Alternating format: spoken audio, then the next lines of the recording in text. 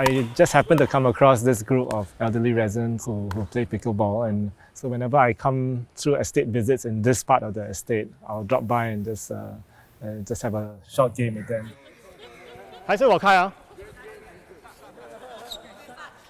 ？OK。Today is quite a typical Saturday morning for me. So I usually do estate visits where you walk around the estate and meet residents and also see whether there are any maintenance issues that the town council needs to look into. And then after that, we'll do some house visits. We'll go house to house, visit residents, ask how they are, and just get feedback from them. How are you? Okay, where's Mr. Tan? I would say the number one thing that motivates me is the fact that residents have given me this privilege to be able to represent them, and I feel a sense of responsibility to fulfill it to the best of my ability. It's been a joy and a lot of sweat and tears as well, but I'm very grateful that the residents have given me this chance to speak up for them, to listen to their concerns, and I want to make sure I do the best I can.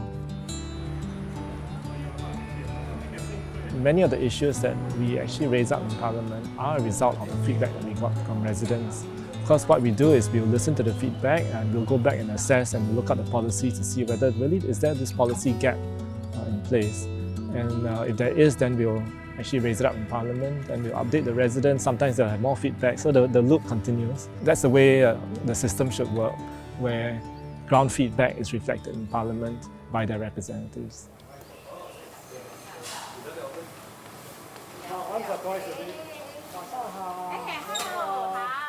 The number one issue that when I ask residents what's your biggest concern, the answer is almost inevitably cost of living. Very often they say things like food. The cost of food has gone up quite a bit from previously. And so these are some things that we try and tackle as well in terms of helping them in their day-to-day expenses. Sometimes we need to make appeals for some financial assistance for them. Sometimes we need to provide some financial assistance for them. You joined the delegation led by the ruling party, then Israel. Was there also an opportunity to register your view on conflicts such as the Israel-Hamas situation? It was. I mean, it was a chance that I got to interact with the officials. And when it comes to foreign policy, it's important to realize that foreign policy is about securing Singapore's interests. What can we do in our relations with other countries that would be able to ensure that it is the best deal that Singaporeans can get in terms of economic growth, our influence and our security in the rest of the world. Amidst the ongoing humanitarian crisis in Gaza, how would you explain Singapore's approach to such sensitive matters to young voters?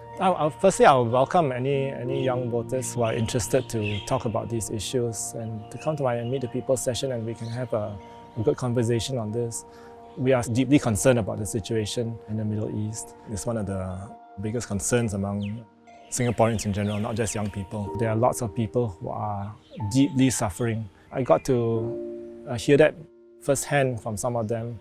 I talked to some Palestinian civilians who have gone through the process of going through multiple checkpoints just to get to work and taking 2 hours on what should be a half-an-hour journey because of the multiple checkpoints and all the checks of their phones.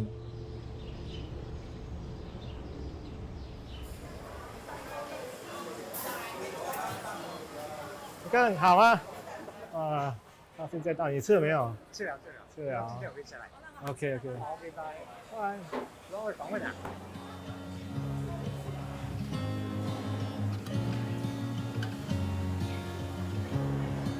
It's important to have balance in our political system. We cannot have one party that's dominating everything in Singapore, dominating government, dominating the unions, dominating business. There needs to be more diversity. This will be for the better of our country because as there's more diversity, more good ideas will emerge from different quarters. And that's how we can pick up the best ideas to advance our country.